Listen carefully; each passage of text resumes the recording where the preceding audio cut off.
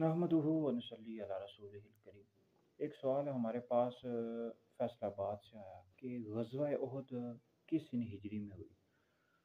ग़ज़वा उहद 3 हिजरी में ये जंग लड़ी गई है और शव्वाल मुकर्रम के महीने में एक बहुत बड़ी जंग थी। और इसमें मुशरिकों की तादाद, इन मुशरिकीन की तादाद वो 3,000 थी और मुसलमानों की तादाद 1,000 थी, जिनमें 300 मुनाफिक भी थे। और मुनाफ़िकों का जो सरदार था अब्दुल्ला बिन उबई था।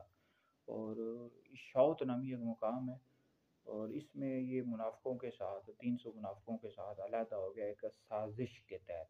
और फिर मुसलमानों की तादाद 700 रह गई। ये मदीना शरीफ में ही जंग लड़ी गई है, जंग उहद के मुकाम पर।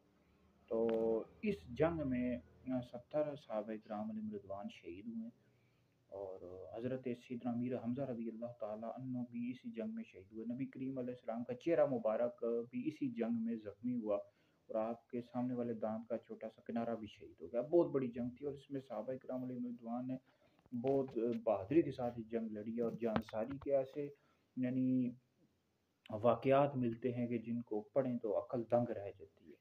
तो सहाबा इकराम अलैहिम रिज़वान ने नबी करीम अलैहिस्सलाम की हिफाज़त भी की और जंग भी बहुत ही दिलेरी के साथ लड़ी और मुसलमानों को बिलाखिर इस जंग में फ़तह नसीब हुई। तो बहुत बड़ी जंग थी। तो अल्लाह ताला आपके सदक़े इन जितने भी सहाबा इकराम थे, ग़ज़वा उहद में शहीद होने वाले सहाबा इकराम अलैहिम रिज़वान थे, इनके सदक़े हमारी मग़फ़िरत फरमाए।